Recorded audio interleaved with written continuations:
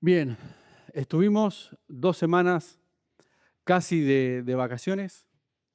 Tuvimos la presencia de 2 pastores que la verdad que las prédicas estuvieron muy buenas, ¿verdad?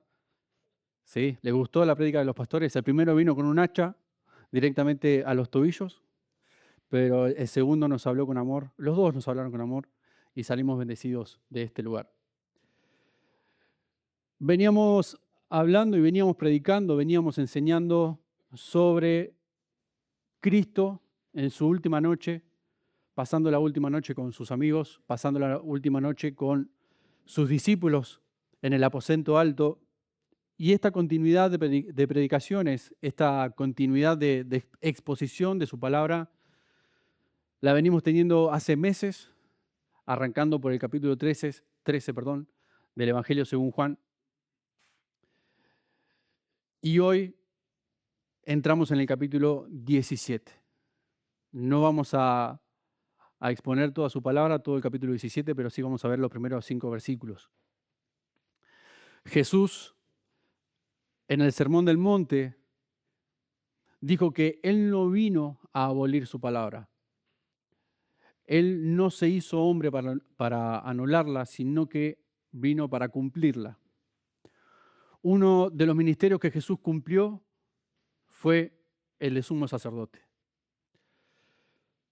La función del sumo sacerdote en el Antiguo Testamento era ser el líder religioso supremo, era ser el director del culto del templo y del tabernáculo, y a su vez era ser el mediador principal entre Dios y los hombres. Otro de los papeles fundamentales que tenía el sumo sacerdote es ser el intercesor del pueblo de Israel. Jesús, nuestro Señor, es el único mediador entre Dios y los hombres y también es el gran intercesor por los mismos. Es nuestro mediador y es nuestro intercesor. En 1 de Juan, capítulo 2, versículo 1, leemos lo siguiente. Hijos míos, os escribo esto para que no pequéis. Ahora bien, si alguno peca, tenemos un intercesor ante el Padre, Jesucristo, el justo. Mediar e interceder no es lo mismo. Son dos acciones, son dos tareas distintas. El mediador es quien une o reconcilia a dos partes. Cristo cumple ese papel a la perfección porque por fuera de Cristo somos enemigos de Dios. Y tras su muerte y su resurrección, somos reconciliados con el Padre a tal punto que Él nos llama hijos. El intercesor es el que pide o el que ruega en favor de alguien. Es el que habla en defensa de otra persona ante una autoridad. Y eso es lo que está haciendo Jesús en estos pasajes que vamos a leer hoy y en todo el capítulo 17. Cristo intercede por Él mismo e intercede por sus discípulos. Intercede por Él mismo en los primeros 5 pasajes, en los versículos del 1 al 5. E intercede por sus discípulos en los versículos del 6 al 19, que eso lo vamos a ver la semana que viene. Pero también intercede por alguien más. Intercede por nosotros. Antes de ser entregado por Judas, antes de ser vendido por el precio de un esclavo, lo que Cristo hace es interceder por sí mismo, interceder por sus discípulos, por los 11 que estaban acompañándolos y por nosotros. Vamos al pasaje. Juan, capítulo 17, versículo del 1 al 5. Estas cosas habló Jesús y levantando los ojos al cielo dijo, Padre, la hora ha llegado. Glorifica a tu Hijo para que también tu Hijo te glorifique a ti. Como le has dado potestad sobre toda carne para que dé vida eterna a todos los que le diste. Versículo 3. Y esta es la vida eterna, que te conozcan a ti, el único Dios verdadero, y a Jesucristo, a quien has enviado. Yo te he glorificado en la tierra, he acabado la obra que me diste que hiciese. Ahora pues, Padre, glorifícame tú al lado tuyo, con aquella gloria que tuve contigo antes de que el mundo fuese. Luego de que en su discurso en el aposento alto, donde Cristo quiso pasar las últimas horas antes de ser entregado con sus amigos y sus discípulos, Jesús se levanta y sale caminando con ellos hacia Getsemaní. Durante el recorrido continúa con su discurso enseñando y advirtiendo todo lo que les iba a pasar a sus discípulos por el solo hecho de ser sus seguidores.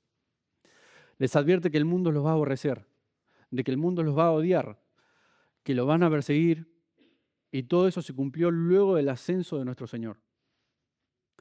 Ante tales advertencias y de los anuncios de que su Maestro y Señor iba a dejar este mundo, los discípulos terminan cubiertos de tristeza.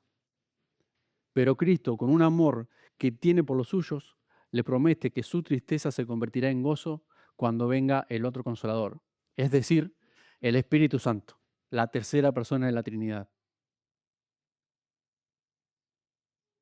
Luego de todo este discurso, el apóstol Juan se detiene su relato para que todos nosotros seamos parte de un evento extraordinario, un evento que no se ha visto jamás, un escenario majestuoso de intimidad entre la primera y la segunda persona de la Trinidad, entre el Hijo y el Padre. Tranquilamente el universo entero podría haber guardado silencio ante esta charla, ante esta oración. No hay en toda la creación un diálogo como el que hoy vamos a hablar. No hay en todo el universo entero una oración o un ruego como el que vamos a escuchar en estos momentos. Es el Dios Hijo que ora y el Dios Padre que escucha. Una oración única, porque no es una enseñanza de cómo tenemos que orar.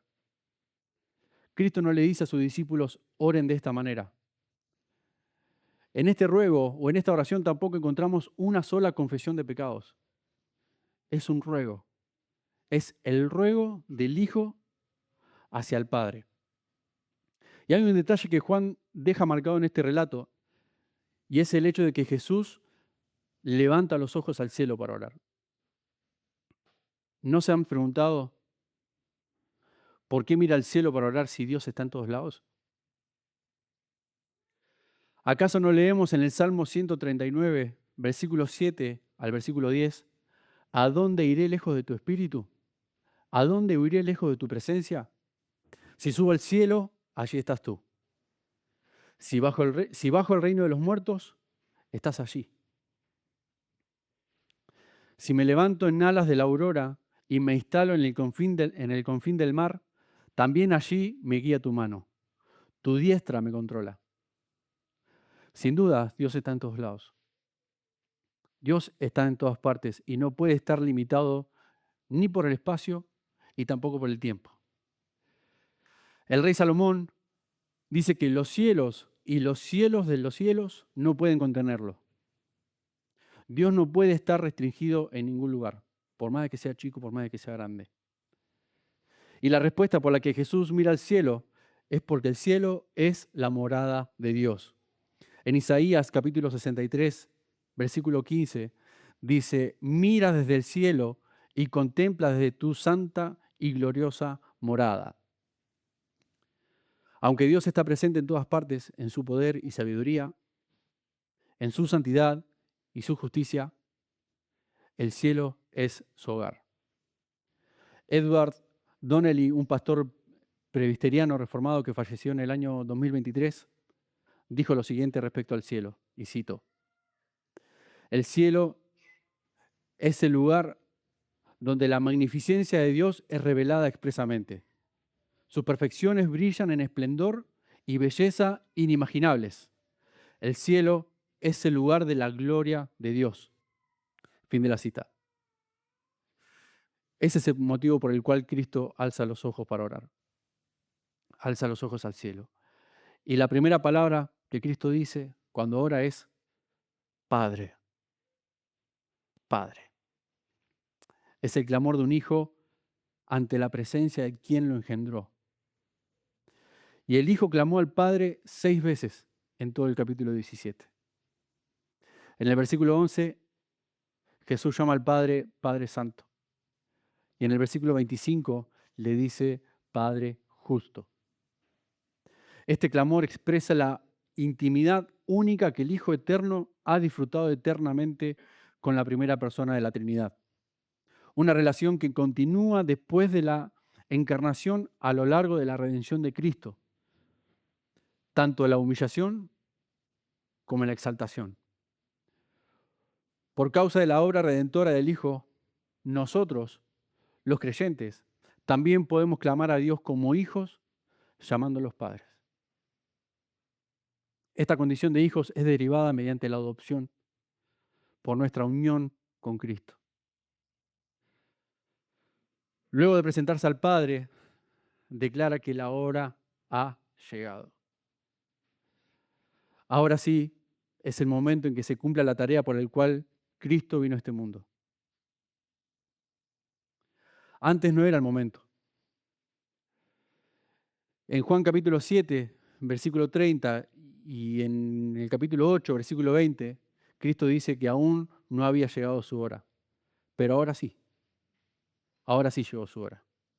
El final de su ministerio terrenal está llegando a su fin. Hay olor a sangre en el aire porque se está por derramar gotas de sangre por los pecados de su pueblo. Y Cristo, al decir que su hora ha llegado, no habla solo de su muerte, sino de su muerte, resurrección, ascensión y coronación. Él es el Rey de Gloria. Es la hora en que el Hijo del Hombre concluiría su obra llevando a cabo el sacrificio vivo por todos nosotros. Llegó el momento en que todo lo profetizado en el Antiguo Testamento, todos los símbolos, todos los tipos, se cumplan dentro de unas horas. No es solo una hora de culminación de su obra terrenal, sino también de su triunfo sobre el príncipe de este mundo. Es la finalización de la antigua dispensación y el inicio del nuevo pacto de gracia. Y en su primer ruego, Cristo le pide al Padre que lo glorifique. Un ruego que no estamos acostumbrados a escuchar y mucho menos nosotros mismos a hacer, porque a simple vista parece ser un ruego hecho con egoísmo. Pero Jesús es el Hijo unigénito de Dios. Es el heredero legítimo del Padre. Lo que nuestro Señor está pidiendo es que en el momento en que su obra termine, todos los atributos divinos salgan a la luz. Que su majestad sea revelada ante los ojos de aquellos que atestiguan su martirio. Que su gloria eterna sea manifestada ante el mundo. El Padre, en su infinito amor, y como es un Dios glorioso, soberano y justo, cumple su promesa. Y una de sus promesas la leemos en el capítulo 84 del Salmos, versículo 12, en donde dice, porque Dios, el Señor, es sol y escudo. El Señor otorga gracia y gloria. Él no niega bien alguno a quien camina con rectitud. ¿Quién fue en toda la humanidad capaz de caminar con rectitud? Cristo. ¿Quién fue el único que fue tan puro que no hubo contaminación en él? Cristo. ¿Quién fue la única persona, el único ser que fue tentado en todo y fue obediente hasta su muerte? Cristo. Nadie más. Cristo. La vida perfecta del Hijo en su encarnación da gloria a la deidad. En Juan capítulo 13, versículo 31, Jesús dijo, ahora es glorificado el Hijo del Hombre y Dios es glorificado en él. El Hijo es glorificado en su crucifixión, resurrección y coronación. En Hebreos capítulo 12, versículo 2 leemos que ahora Cristo está sentado a la diestra del trono de Dios. Porque tanto el Hijo como el Padre son uno. Todos los atributos del Padre también son los atributos del Hijo. Y uno de estos atributos lo vemos en el versículo 2. El versículo 2 dice lo siguiente: como le has dado potestad sobre toda carne, para que dé vida eterna a todos los que le diste. Hay algo que tenemos que entender, hermanos, y es que la salvación no la elegimos nosotros. No tenemos autoridad para decidir si queremos ser salvos o no. Hay denominaciones que sí, que enseñan que un Dios con amor nos da libre albedrío, pero eso no es el libre albedrío. Está muy lejos de serlo. ¿El libre albedrío es la libertad del ser humano de tomar decisiones? Sí, sí. El albedrío es la libertad del ser humano de tomar decisiones. Pero para tomar decisiones tenemos que tener varias alternativas. Y les pongo un ejemplo. Todos saben que yo amo a mi ciudad. Soy de Quequén. No soy de Necochea, nací en Mar del Plata, soy de Quequén. Y desde acá de Buenos Aires para ir a Quequén tengo dos alternativas: la ruta provincial 29 o la autovía número 2. La ruta provincial 29 no tiene ni un peaje. La autovía número 2 tiene peaje cada 100 metros. Es mi decisión tomar el camino que quiero. O sea, es mi libre albedrío decidir cuál de las dos alternativas. Pero lo que somos llamados a la salvación, no tenemos otra opción que seguir a Cristo. Es más, estamos incapacitados para aceptar ese llamado por nuestra propia iniciativa. Dios le dio autoridad a su Hijo sobre toda la humanidad, sin excepción. Tiene potestad sobre toda carne, sobre todas las vidas, todas, todas. Y es Cristo, en su potestad, quien da vida eterna. La pregunta es, ¿a quiénes? ¿A quiénes le da vida eterna? ¿A todos? ¿Les da vida eterna a todo el mundo? La respuesta es no. No toda la humanidad es galardonada con la vida eterna. No todo el mundo va a disfrutar de la eternidad con el Hijo. Solo algunos. Pero no leemos en Juan capítulo 3, versículo 16, que de tal manera amó Dios al mundo que entregó su Hijo, el unigénito, para que todo aquel que en él crea no se pierda, mas tenga vida eterna. Sí, Juan dice eso. Pero recuerdan lo que aprendimos en el capítulo 10 de Juan, hace varios meses atrás, que dice que yo doy mi vida por mis ovejas. Jesús no dijo yo doy mi vida por todos. Él dijo yo doy mi vida por mis ovejas. Es más, a los principales judíos les dices, si ustedes no creen, es porque no son de mis ovejas. Pero entonces, ¿por qué el Padre le dio potestad sobre toda la humanidad si solamente va a salvar a algunas? ¿Pensaron en eso? Porque para salvar a algunas es necesario tener la autoridad sobre todas, sean tribus, sean lenguas o sean naciones. En Romanos capítulo 8, versículo 29 al 30, Pablo dijo, porque a los que antes conoció, también los predestinó, para que fuesen hechos conformes a la imagen de su Hijo, para que Él sea el primogénito entre muchos hermanos. Y a los que predestinó, a estos también llamó. A los que llamó, a estos también justificó. Y a los que justificó, a estos también glorificó. Jesús en todo el capítulo 17 está intercediendo por sus ovejas, por sus escogidos, aquellos que escogió antes de la fundación del mundo, nosotros. Y ustedes, queridos hermanos, son parte de esto. Cristo los escogió para que tengan vida eterna. ¿Lo creen? ¿Creen que tienen vida eterna? Bien. ¿Y en qué consiste la vida eterna? Versículo 3. Y esta es la vida eterna, que te conozcan a ti, el único Dios verdadero, y a Jesucristo, a quien has enviado.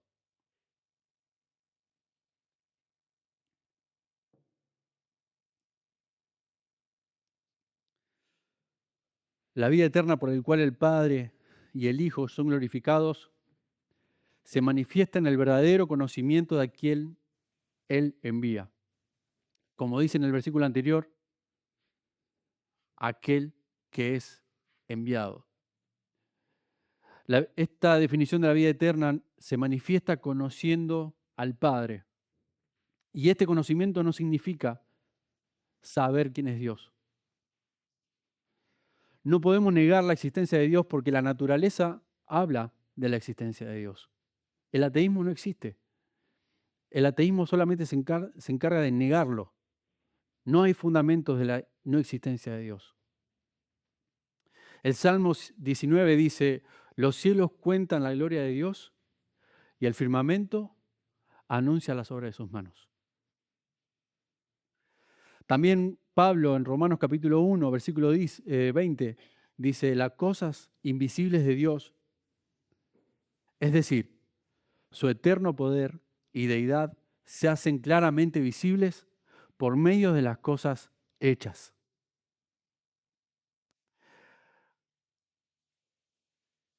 Y la vida eterna consiste en que conozcan al único Dios verdadero. Conocer a Dios, conocerlo. En el verbo original, conocer es ginosco. Es un conocimiento de Dios y de su verdad. Tal conocimiento se obtiene, no por una mera actividad intelectual, sino por una operación del Espíritu Santo, como consecuencia de haber recibido a Cristo. No es un acto nuestro.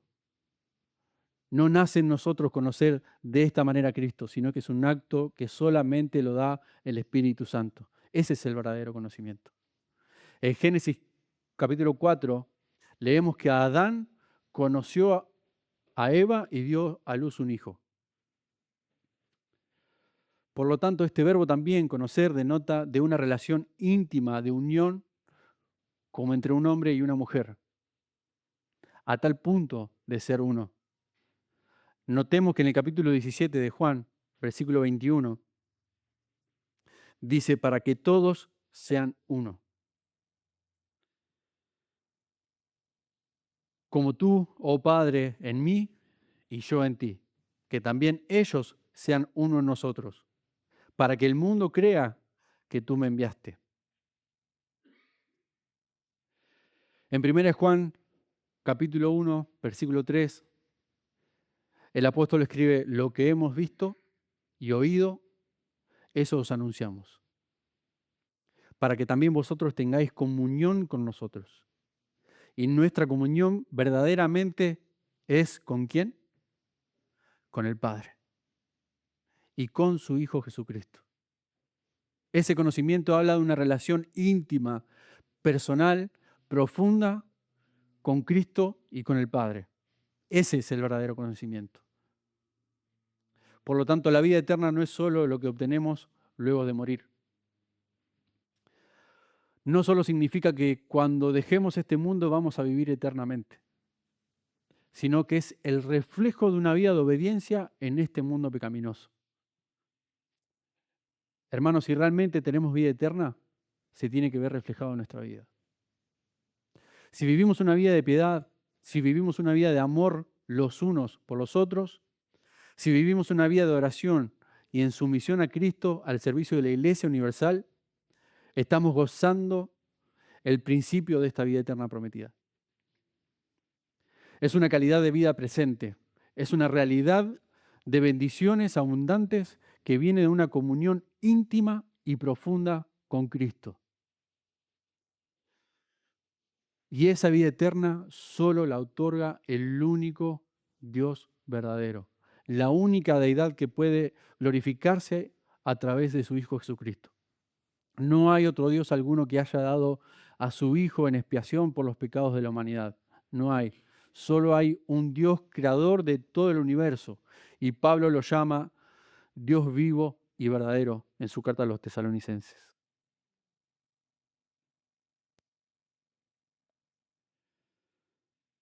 En el versículo 4,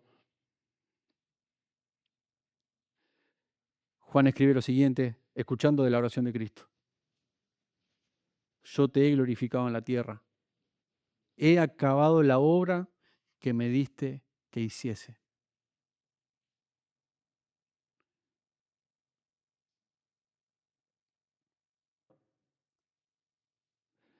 Cuando leemos en el versículo 1,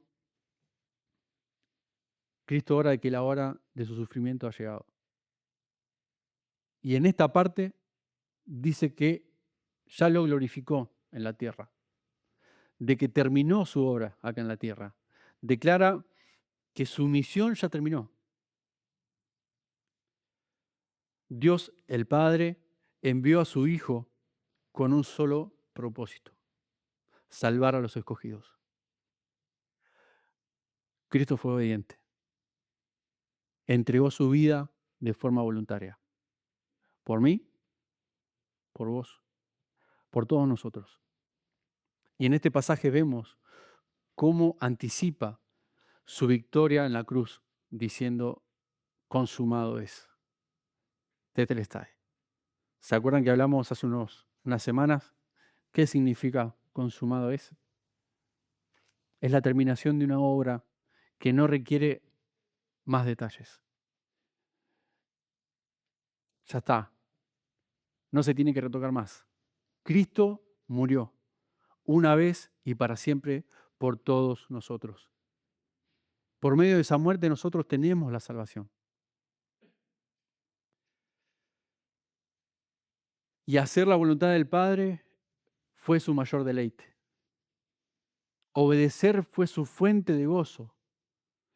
Cristo descendió desde los cielos para hacer la voluntad del Padre, no la suya propia. En Juan capítulo 8, versículo 50, Cristo dijo que no busca su gloria. Cumplió la misión que el Padre le había asignado. La cumplió en su totalidad y no hay más nada que agregar. Consumado es. El plan de redención está completado. No hay nada, no hay nadie que pueda interferir en el plan perfecto de Dios.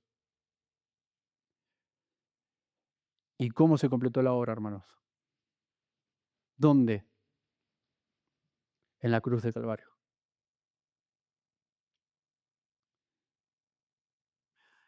Y en el versículo 5,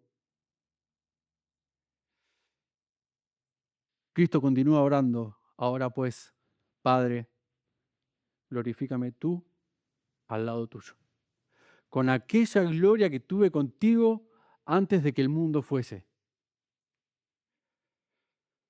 Por varios siglos se estuvo batallando y hasta el mismo apóstol Juan fue parte de esta batalla contra una doctrina que se llama el docetismo. Es una doctrina en la cual se enseña que Jesús no tuvo un cuerpo físico. Fue una apariencia. Jesús no vino en cuerpo, Jesús no vino en hueso, Jesús no fue una persona física acá en la tierra, sino que fue una apariencia. Pero en este pasaje, Cristo declara firmemente querer volver al mismo lugar de gloria que tenía antes de la fundación del mundo. Por lo tanto, Cristo no fue una apariencia. De verdad, hermanos, el anciano de días abandonó su trono de gloria. Vino al mundo por medio de una mujer pecadora, nació en un pesebre rodeado de animales domésticos, creció, se alimentó y durmió de la misma manera que lo hacían los mismos seres humanos. Si nosotros viviéramos en aquel tiempo, en aquel lugar, no nos daríamos cuenta que Él era el Mesías, porque era tan hombre como nosotros. Jesús vino siendo hombre, pero también era Dios.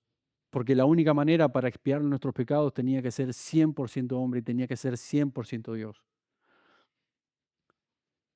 Pero mediante este pasaje, ahora entendemos por qué Cristo, en tan solo 5 versículos que hablamos hoy, le ruega al Padre que lo glorifique.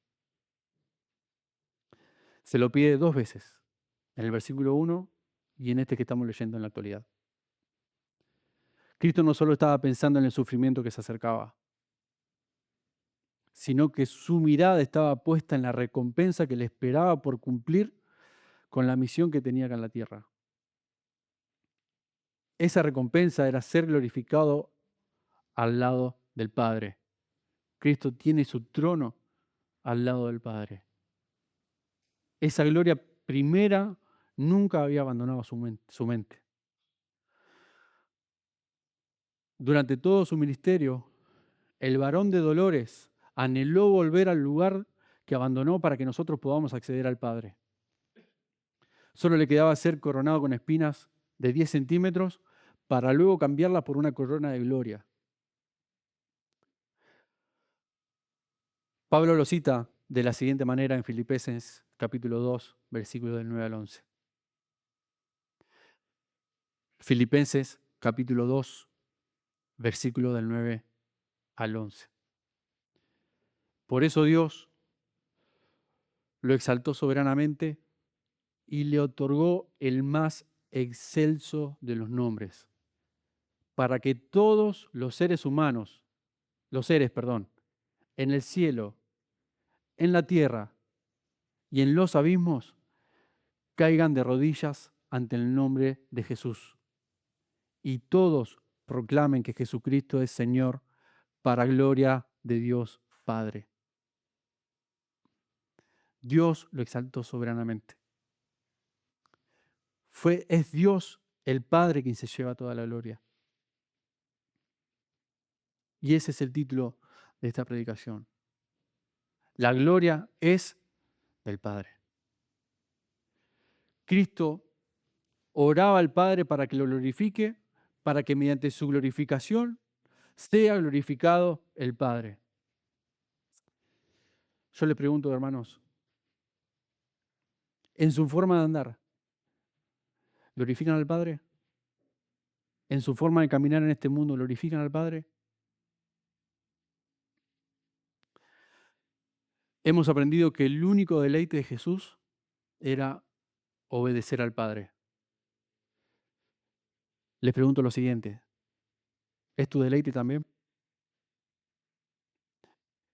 ¿Es tu fuente de gozo vivir una vida de obediencia a Cristo? Si todavía, hermanos, no encuentran ese deleite, los invito a que hablen con hermanos maduros en la fe para que los puedan guiar con amor y en unidad mediante la oración y que puedan encontrar ese gozo en Cristo. Y si ya gozás de esa bendición, te invito también y te motivo a que intercedas por los demás de la misma manera que Cristo intercedió por nosotros. Oremos por nosotros, oremos por nuestra congregación, oremos por nuestros amigos, oremos por nuestra familia. No solamente oremos, intercedamos como hizo Cristo antes de morir. Roguemos por la salvación de nuestros familiares.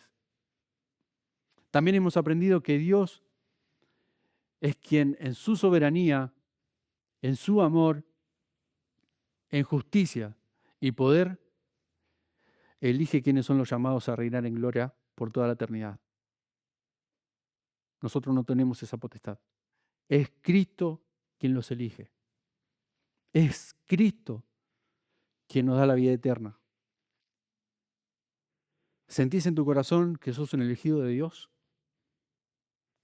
¿Crees que sos salvo? Si todavía no tenés esa seguridad, oremos juntos para que el Espíritu Santo ponga esa seguridad en vos. Porque esa seguridad de la salvación solamente la da el Espíritu Santo. Ahora, si ya tenés esa seguridad, te motivo a que lleves el Evangelio de salvación a aquellos que no conocen al dador de vida eterna. Prediquemos el Evangelio. La semana pasada un hermano preguntó, ¿cómo sabemos quiénes son los que no son salvos? No lo sabemos. No sabemos quiénes son salvos. Por eso es nuestro deber predicarle al mundo. Por eso es nuestro deber anunciar el Evangelio, porque no sabemos quiénes son salvos. Si supiéramos quiénes son salvos, sería una tarea muy sencilla. Si supiéramos quiénes son salvos y hubiera un cartelito, como hablábamos la semana pasada en el estudio de la Biblia, que diga, esta persona es elegido de Dios, sería muy sencillo. La vida de los apóstoles hubiera sido muy sencilla, muy simple, no hubieran persecuciones. Y nosotros iríamos directamente a predicarles a esas personas. Pero no, nuestro deber es predicarle y anunciarle el Evangelio a toda criatura. Otra pregunta que quiero hacerles, hermano, es, ¿la vida que estás llevando glorifica a Dios? ¿Le das la gloria a Dios por lo que estás viviendo en este momento, sea bueno o sea malo? Y por último, y no menos importante, y con esto termino, no es una pregunta, sino es un desafío para poner en práctica, no solamente en esta semana, sino en nuestras vidas. Intercedamos. Intercedamos como Cristo lo hizo por nosotros. Intercedamos por nuestras vidas, por nuestras familias, por nuestros amigos. Intercedamos por nuestros hermanos y por aquellos que todavía no gozan de la salvación. Oramos.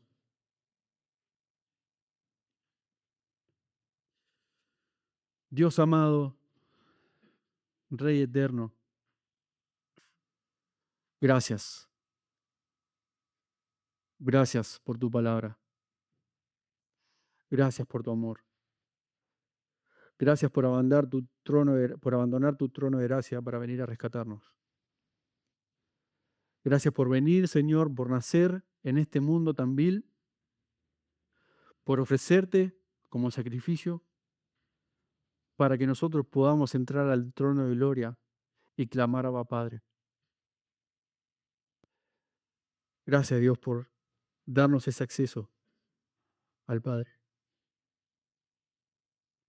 Gracias, Dios, por elegirnos para salvación. Gracias, Dios, por elegirnos